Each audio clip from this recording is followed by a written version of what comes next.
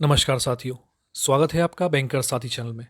साथियों, GIB exam से related videos आप बैंकर साथी चैनल पर देख सकते हैं। पेपर 1, पेपर 2, पेपर 3 तीनों ही पेपर्स की जो प्लेलिस्ट है मैंने सारे चैप्टर वाइज वीडियोस बनाए हैं और उनकी प्लेलिस्ट आपको बैंकर साथी चैनल पर मिल जाएगी।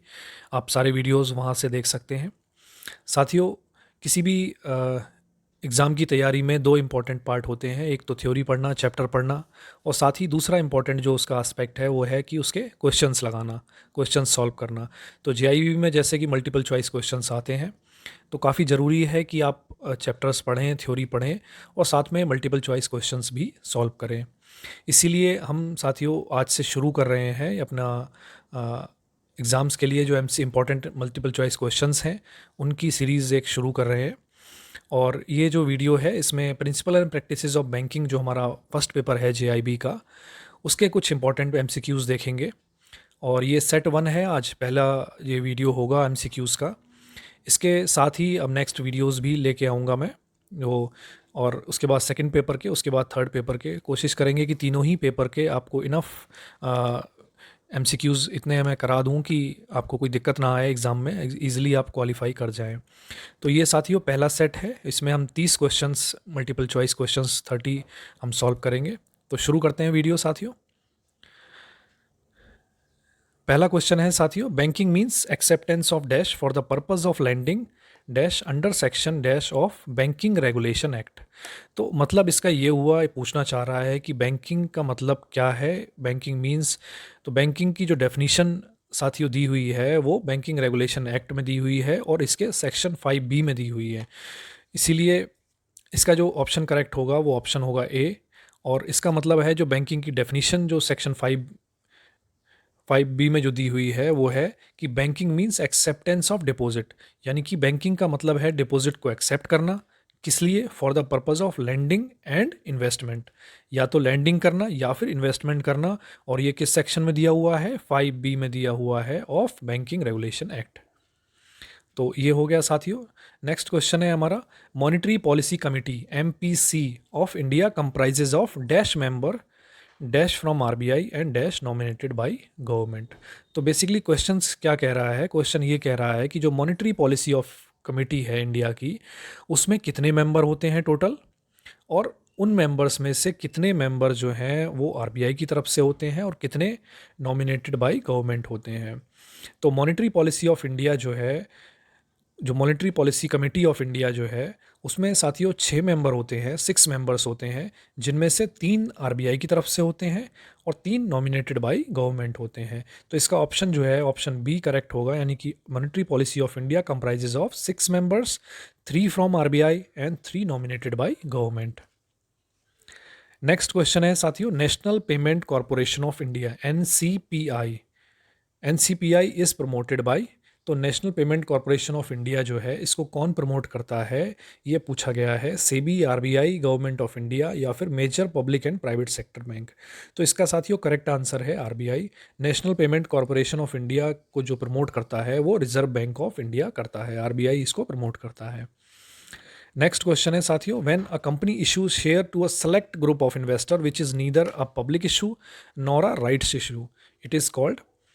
तो जब भी कंपनी कोई सिक्योरिटी इशू करती है, तो जनरली जो अगर पब्लिक इशू किया जाता है, इनिशियल पब्लिक ऑफरिंग की जाती है, तो कई तरीके हैं कि जब कोई कंपनी है उसको कैपिटल रेज करना है तो वो सिक्योरिटी जो है वो इशू करती है।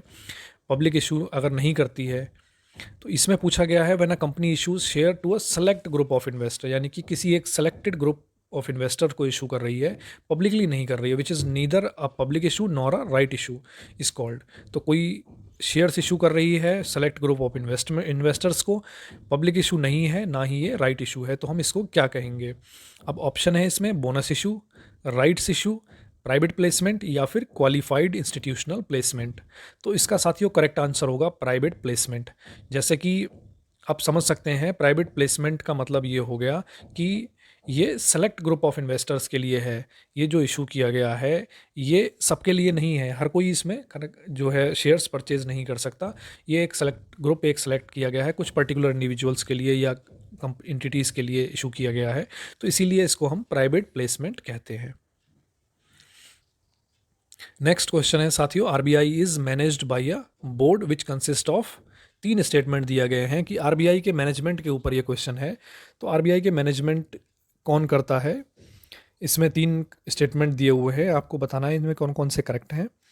गवर्नर होता है, 4 डिप्टी गवर्नर होते हैं, सेकंड है कि 4 deputy governors, third all nominated by the central government and RBI, which of these is correct. तो इन तीनों स्टेटमेंट में से कौन सा स्टेटमेंट सही है। तो साथियों इस क्वेश्चन में ये जो तीनों स्टेटमेंट हैं तीनों के तीनों ही सही हैं, यानी कि ऑप्शन डी जो है इसका वो करेक्ट है।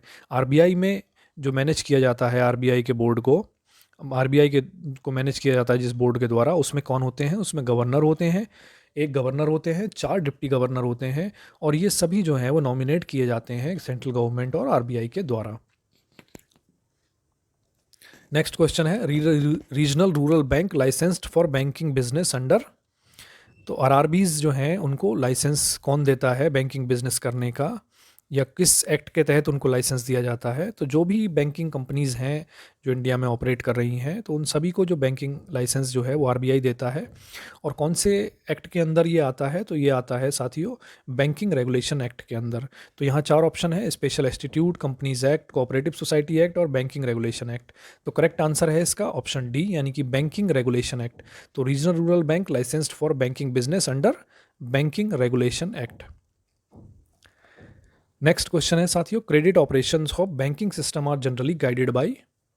तो जो बैंक के क्रेडिट ऑपरेशन होते हैं, बैंक जो लोन देते हैं, एडवांसेस जो देते हैं, उनकी जो गाइडलाइंस हैं या उनके जो ऑपरेशंस हैं किस तरह से काम करेंगे, क्या उनकी प्रोसीजर्स रहेंगे, उनको गाइड कैसे होते हैं, वो कहाँ से गाइड होते हैं, इंस्पिरेशन उनकी कहाँ से आती है। तो वो गाइड होते हैं, उसके बारे में 3 स्टेटमेंट दिए हैं और पूछा है कि कौन से इसमें करेक्ट है, कौन कौन इसमें अप्लाई होते हैं। तो पहला ऑप्शन है साथियों डायरेक्टिव्स ऑफ आरबीआई, सेकंड है इंस्ट्रक्शन ऑफ गवर्नमेंट, थर्ड है बैंक्स ओन पॉलिसी। तो ये तीनों ही जो स्टेटमेंट हैं वो सही हैं, यानी कि तीनों ही चीज़ें जो एंटिटीज़ हैं वो अपना अपना रोल प्ले करती हैं, तीनों ही स्टेटमेंट करेक्ट हैं। जो क्रेडिट ऑपरेशंस हैं बैंकिंग सिस्टम में उन पर तीनों का ही प्रभाव देखा जाएगा। डायरेक्टिव्स ऑफ आरबीआई के अगेंस्ट नहीं जा सकते, जो आरबीआई के डायरेक्टिव्स हैं वो भी बैंक मानते हैं। साथ ही गवर्नमेंट के कोई इंस्ट्रक्शंस होते हैं उनके अनुसार भी चलना होता है बैंक्स को, और बैंक की कुछ अपनी जो ओन पॉलिसीज़ हैं, इंटरनल जो सर्कुलर्स होते हैं उनको भी बैंक फॉलो करते हैं। तो क्रेडिट ऑपरेशंस जो बैंकिंग सिस्टम के हैं वो तीनों ही के द्वारा गाइड किए जाते हैं। ऑप्शन डी इसमें हमारा करेक्ट आंसर होगा। नेक्स्ट क्वेश्चन है साथियों, बैंक एश्योरेंस इज़ नॉट। तो बैंक एश्योरेंस इनमें से क्या नहीं है। 3 स्टेटमेंट दिए हुए हैं, an insurance scheme to insure bank deposit, एक इंश्योरेंस स्कीम जो कि बैंक डिपॉजिट, बैंक में जो डिपॉजिट्स हैं डिपॉजिटर्स के उनको इंश्योर करना। सेकंड है a composite financial service offering both bank and insurance product. तो एक कोई फाइनेंशियल सर्विस है जो कि ऑफर कर रही है, जो कि बैंक और इंश्योरेंस प्रोडक्ट दोनों एक साथ ऑफर कर रही है। थर्ड है इसमें an insurance scheme to insure bank advances. तो एक इंश्योरेंस स्कीम है जो कि बैंक के जो एडवांसेस हैं, जो बैंक ने लोन दिए हैं, उनको इंश्योर करने के लिए। तो इसमें से कौन सा स्टेटमेंट सही नहीं है ये पूछा गया है। तो इसका साथियों ऑप्शन बी करेक्ट है, यानी कि पहला और तीसरा स्टेटमेंट जो है वो सही नहीं है, यानी कि बैंक डिपॉजिट जो हैं उनको इंश्योर करने के लिए बैंक एश्योरेंस नहीं होती है। साथ ही ये बैंक एडवांसेस को भी इंश्योर नहीं करती है। तो इन दोनों से इसका कोई लेना देना नहीं है। बैंक एश्योरेंस जो होती है, बैंक एश्योरेंस हम कहते हैं जो फाइनेंशियल सर्विस कुछ इस तरह की दी जाती है जहां पर बैंकिंग प्रोडक्ट दिए जाएं और साथ में इंश्योरेंस प्रोडक्ट भी दिए जाएं। तो इस तरह की जो सर्विस होती हैं, जो फाइनेंशियल सर्विस होती हैं, उनको हम बैंक एश्योरेंस कहते हैं। तो इसका करेक्ट आंसर जो है ऑप्शन बी है, यानी कि फर्स्ट और थर्ड स्टेटमेंट इसमें सही नहीं है, सेकेंड स्टेटमेंट इसमें करेक्ट है। नेक्स्ट क्वेश्चन है साथियों, व्हाट इज रिवर्स रेपो। तो रिवर्स रेपो क्या है, इसके रिगार्डिंग में 3 स्टेटमेंट हैं। अब इनमें से कौन सा सही है कौन सा गलत है ये हमें देखना है। It is a method of borrowing against certain securities for a short term period. तो रिवर्स रेपो के कहा गया है कि it is a method of borrowing against certain securities for a short period. तो एक मेथड है जहाँ पर बोरो किया जाता है कुछ पर्टिकुलर सिक्योरिटीज़ के अगेंस्ट में for a short period. Second है it is a process where lender labels against the securities with the commitment to take back the security from borrower against payment of at a specified price. Third है it is helpful in contracting liquidity in the system. तो इसका साथियों option B correct है, यानी कि पहला और तीसरा जो स्टेटमेंट है वो इसमें बिल्कुल सही है, सेकंड स्टेटमेंट इसमें गलत है। यानी कि रिवर्स रेपो, जैसे कि साथियों समझें, एक तो रेपो होता है, रेपो रेट वो होता है जहाँ पर आरबीआई से बैंक पैसा उठाते हैं शॉर्ट टर्म के लिए सिक्योरिटीज़ के अगेंस्ट में कुछ, जो शॉर्ट टर्म में जो बैंक जब पैसा लेते हैं आरबीआई से तो वो रेपो रेट पे आता है, और जब इसका उल्टा होता है यानी कि आरबीआई जब बैंक से पैसा ले लेता है तो किस रेट पे लेगा, वो रिवर्स रेपो पे लेगा। तो इसमें जैसे कि फर्स्ट जो स्टेटमेंट है वो बिल्कुल सही है, यानी कि ये एक मेथड है जो कि बोरोइंग का जो against certain security for a short period, तो शॉर्ट पीरियड के लिए कुछ स्पेसिफाइड सिक्योरिटी के अगेंस्ट में जो बोरोइंग की जाती है वो रिवर्स रेपो रेट पे की जाती है, तो ये बिल्कुल सही है। ऐसे ही थर्ड स्टेटमेंट जो है, it is helpful in contracting liquidity in the system, यानी कि जो भी सिस्टम में लिक्विडिटी है जो बैंक के पास, क्योंकि अगर आरबीआई बैंक से पैसा ले लेगा तो यानी कि लिक्विडिटी सिस्टम में एक्चुअली कम हो रही है कि बैंक के पास उतना पैसा रहेगा नहीं, तो वो आगे फर्दर लैंडिंग भी कम करेंगे। तो ये क्या करता है, कॉन्ट्रैक्ट लिक्विडिटी जो है उसको कम करने में हेल्प करता है, contracting liquidity in the system. तो इसीलिए इसका ऑप्शन बी सही है, यानी कि पहला और तीसरा स्टेटमेंट बिल्कुल करेक्ट है।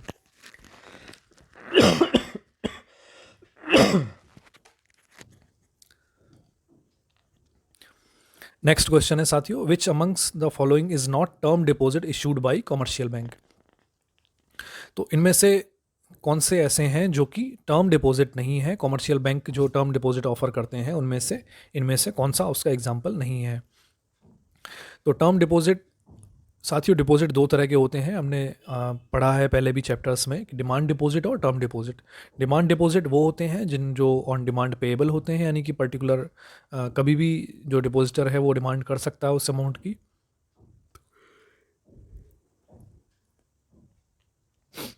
और बैंक को उसको पे करना होता है। दूसरी तरफ होते हैं टर्म डिपॉजिट जो कि एक फ़िक्स टर्म के लिए डिपॉजिट किए जाते हैं, उसके बाद ही उनका पेमेंट किया जाता है। तो बैंक के कई सारे जो प्रोडक्ट होते हैं जो टर्म डिपॉजिट प्रोडक्ट होते हैं, तो सर्विसेज होती हैं, तो इनमें से कौन से ऐसे हैं जो टर्म डिपॉजिट नहीं है, ये पूछा गया है। तो इसमें ऑप्शंस देख लेते हैं। ऑप्शन ए है करंट अकाउंट, बी है फिक्स्ड अकाउंट, रिकरिंग डिपॉजिट और री इन्वेस्टमेंट डिपॉजिट। तो इसमें साथियों जो पहला ऑप्शन है यानी कि करंट अकाउंट, वो टर्म डिपॉजिट का एग्जाम्पल नहीं है। करंट अकाउंट जनरली जो है वो बिज़नेस जो एंटिटीज़ होती हैं वो मेंटेन करती हैं, और उनमें काफ़ी ज़्यादा ट्रांजैक्शंस होते हैं, वो ये डिमांड डिपॉजिट की कैटेगरी में आएगा। काफ़ी सारे ट्रांजैक्शंस उसमें होते हैं, कोई फिक्स टर्म नहीं है कि वो इतने टर्म के लिए वो रखा जाएगा। फिक्स डिपॉजिट हम सभी जानते हैं, एफडीज़ जो होती हैं, आरडी जिसमें एक पर्टिकुलर अमाउंट एक पर्टिकुलर टाइम में डिपॉजिट किया जाता है, हर मंथली अगर इतना इतना इंस्टॉलमेंट, मान लीजिए कोई अगर चाहता है कि उसका अकाउंट से डिडक्ट होके वो फिक्स होता रहे, तो वो आरडी हो गई। साथ ही रीइन्वेस्टमेंट डिपॉजिट होता है, कई बार जो कुछ एफडीज़ होती हैं उनमें ऐसा होता है, कस्टमर ये चाहता है कि जो इंटरेस्ट उसको पेबल है वो भी री इन्वेस्ट हो जाए, जो इंटरेस्ट एफडी पर मिल रहा है वो भी री इन्वेस्ट हो जाए, ताकि उसका जो अपना प्रॉफिट है वो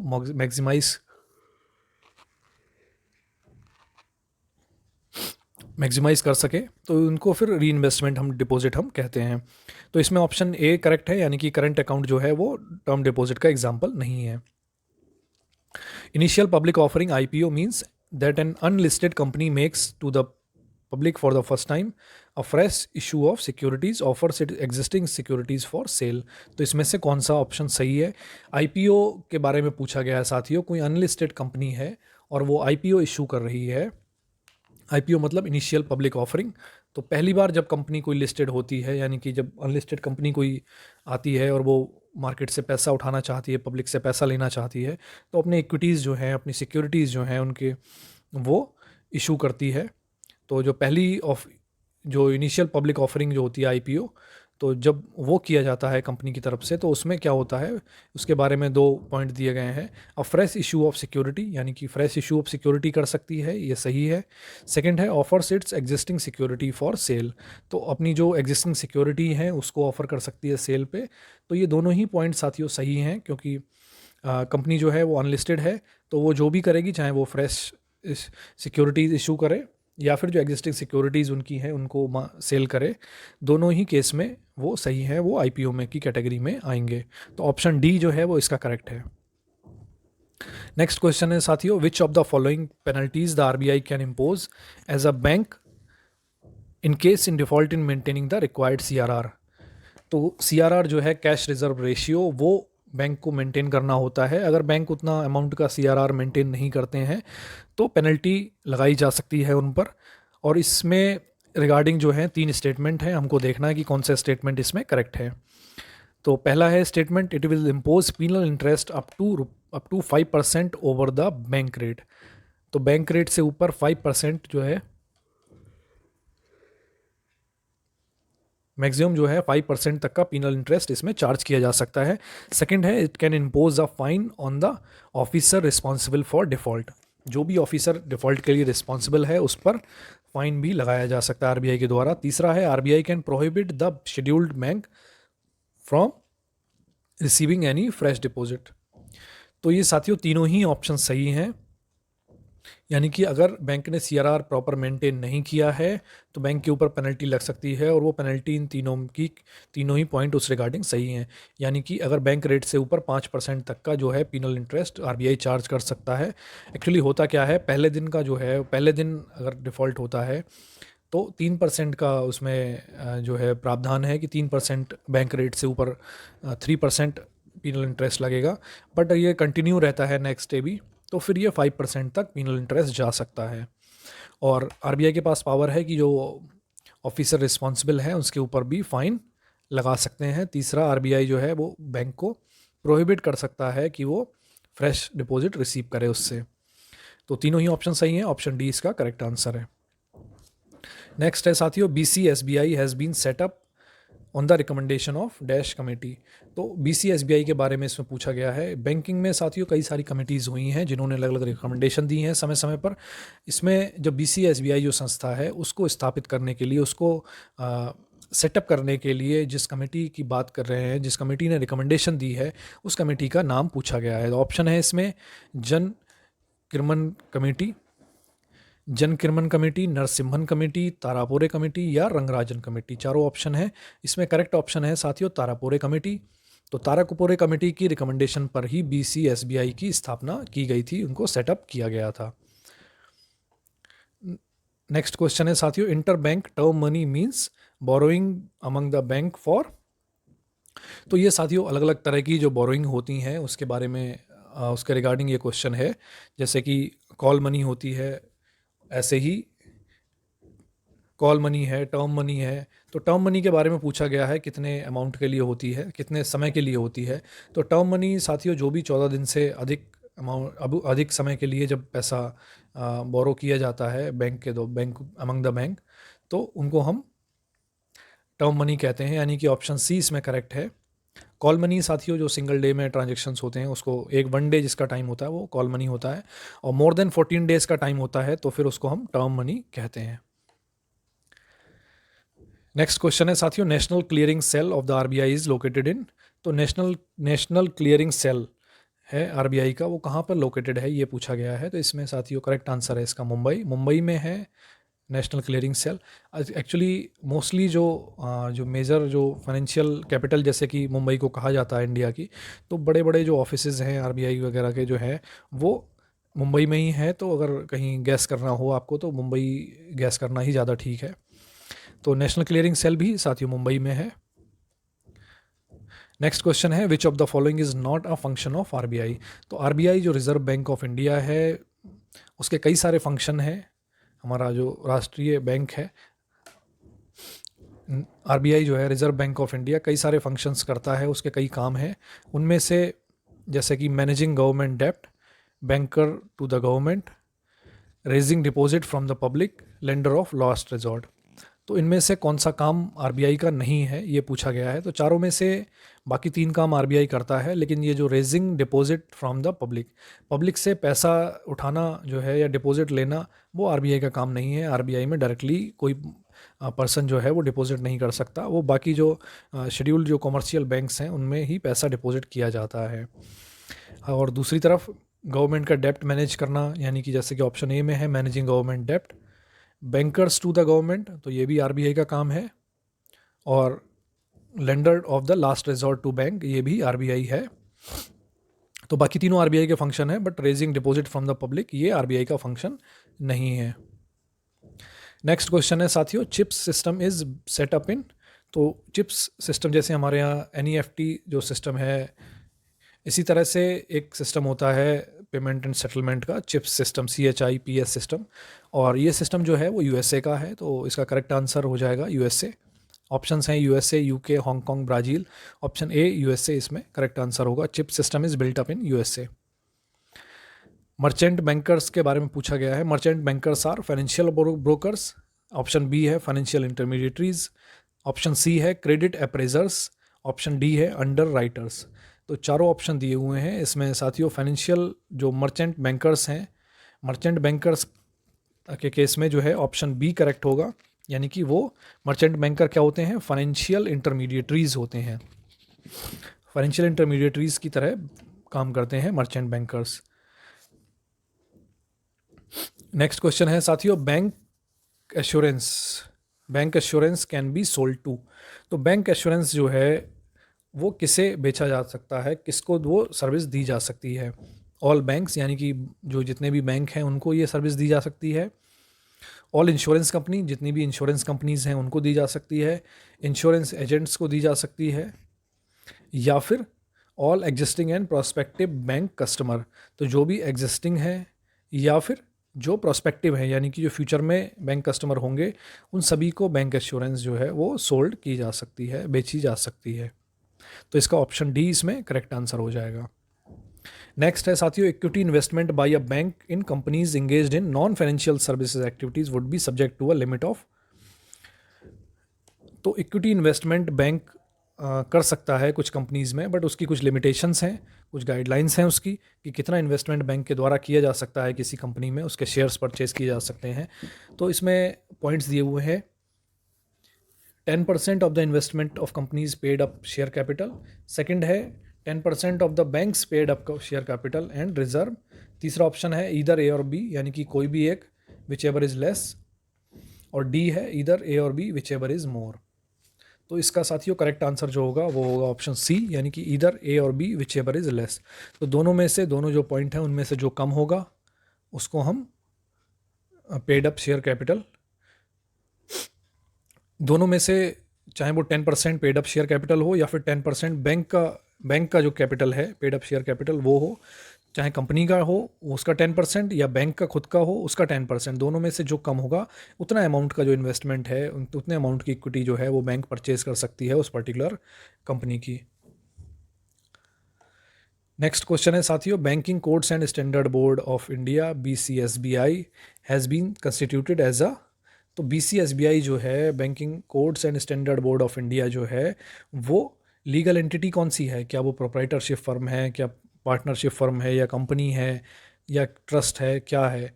तो उसका साथियों करेक्ट आंसर जो है वो है सोसाइटी। यानी कि बैंकिंग कोड्स और स्टैंडर्ड बोर्ड ऑफ इंडिया जो है वो सोसाइटी की तरह काम करती है, यानी कि वो सोसाइटीज़ एक्ट में रजिस्टर्ड है, तो वो सोसाइटी है। BCSBI is example of society. The legal setup of a mutual fund is in the form of a. अब इसी तरह से म्यूचुअल फंड जो बिजनेस करते हैं, जो म्यूचुअल फंड जो होते हैं, उनका लीगल सेटअप क्या होगा? तो म्यूचुअल फंड के केस में साथियों उनका जो लीगल सेटअप होगा वो ट्रस्ट की फॉर्म में होगा, यानी कि म्यूचुअल फंड जो हैं वो एक ट्रस्ट की तरह काम करते हैं। ऑप्शंस इसमें हैं joint stock company, trust, partnership firm, limited liability partnership. But हमारा करेक्ट आंसर जो होगा वो ऑप्शन बी होगा। इसका मतलब जो ट्रस्ट और जो म्यूचुअल फंड हैं वो लीगल सेटअप जो है म्यूचुअल फंड का वो ट्रस्ट की तरह होता है। नेक्स्ट क्वेश्चन है साथियों, in which of the following type of fund the investment is made exclusively in government securities. तो केवल गवर्नमेंट सिक्योरिटीज़ में ही इन्वेस्टमेंट किया जाता है, तो वो कौन से तरह के फंड होते हैं? लिक्विड फंड या गिल्ट फंड,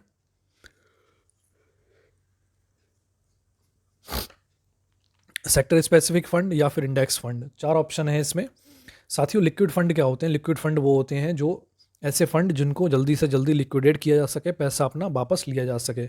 सेकंड जो गिल्ट फंड साथियों करेक्ट आंसर है हमारा। गिल्ट फंड वो होते हैं जो कि गवर्नमेंट सिक्योरिटीज़ में इन्वेस्टमेंट करते हैं। थर्ड है सेक्टर स्पेसिफाइड फंड, यानी कि जो पर्टिकुलर किसी सेक्टर में इन्वेस्टमेंट करते हैं। फोर्थ है इंडेक्स फंड। तो इंडेक्स फंड वो होते हैं साथियों जो जैसे निफ्टी या सेंसेक्स में जो इन्वेस्टमेंट करते हैं, जो इंडेक्स हैं, इंडिसेस में जो इन्वेस्टमेंट करते हैं, वो उनको हम इंडेक्स फंड कहते हैं। Liquidity with a broker means, liquidity with a banker means, यानी कि किसी बैंकर के पास जो लिक्विडिटी है उसका मतलब क्या समझते हैं? Cash on the hand available with him, यानी कि जितना कैश अवेलेबल है उसके हाथ में उसको हम लिक्विडिटी कहेंगे, या फिर कैश एंड बैंक बैलेंस उसको लिक्विडिटी कहेंगे, या फिर द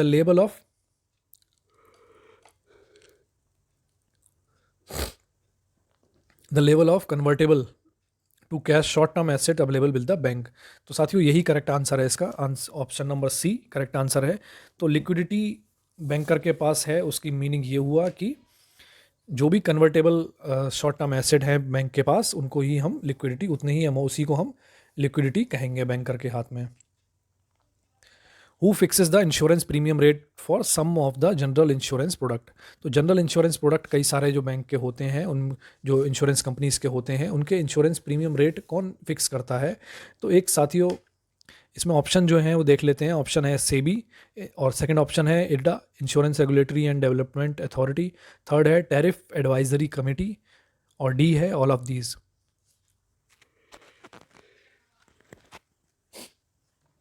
तो इसमें साथियों करेक्ट जो ऑप्शन है वो है टैरिफ एडवाइजरी कमेटी। तो टैरिफ एडवाइजरी कमेटी जो होती है वो कई सारे जो जनरल इंश्योरेंस प्रोडक्ट हैं उनके उनके रिगार्डिंग, उनकी जो पॉलिसीज़ हैं, उनके जो इंश्योरेंस प्रीमियम रेट हैं वो फिक्स करती हैं। A fund of fund is a scheme that invest primarily in money market instrument. Option B है in other scheme of the same mutual fund और other mutual fund. Option C है in the bullion market. Option D है only in primary market. तो जैसे कि साथियों नाम suggest कर रहा है इसका, अ फंड ऑफ फंड, यानी कि ऐसा फंड जो किसी और फंड का है। इज़ अ स्कीम, ऐसी स्कीम है जो प्राइमरीली कहाँ इन्वेस्ट करती है? In other scheme of the same mutual fund और अदर म्यूचुअल फंड। इसका ऑप्शन बी करेक्ट होगा। जो फंड ऑफ फंड स्कीम होती है वो या तो सेम म्यूचुअल फंड में इन्वेस्ट करेगी या फिर और स्कीम में, और जो म्यूचुअल फंड की स्कीम है उनमें इन्वेस्टमेंट करती हैं। नेक्स्ट क्वेश्चन है insurance policy taken by business firm on the life of very important person to the project the firm against financial loss is called the. तो कोई ऐसी इंश्योरेंस पॉलिसी, कई बार क्या है कुछ एक स्पेशलाइज इंश्योरेंस पॉलिसी ली जाती है, कोई प्रोजेक्ट है मान लीजिए बड़ा जिसको फाइनेंस किया जा रहा है, और उसके पीछे कोई एक ऐसा पर्सन है जो की पर्सन है जो काफ़ी इंपॉर्टेंट है उस प्रोजेक्ट को सक्सेसफुल होने के लिए, तो जो उसका इंश्योरेंस जनरली कई बार जो कराया जाता है। और उसमें क्या है, अगर बाई चांस कभी ऐसा होता है कि उसका जो क्लेम अगर मिलने की बात आती है तो क्लेम जो है वो किसके पास जाता है? क्लेम जो है वो एम्प्लॉयर के पास उसका जाता है।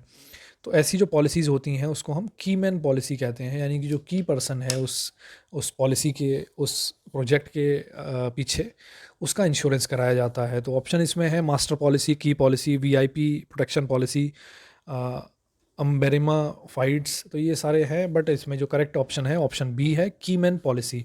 तो इंश्योरेंस पॉलिसी जो ली जाती है किसी इंपॉर्टेंट पर्सन की लाइफ की, वो की मैन पॉलिसी हम उसको कहते हैं। नेक्स्ट क्वेश्चन है साथियों, the minimum capital to start a new insurance company in India is. तो किसी भी इंश्योरेंस कंपनी को अगर इंडिया में किसी को स्टार्ट करना है तो मिनिमम जो कैपिटल रिक्वायरमेंट है वो कितनी होनी चाहिए?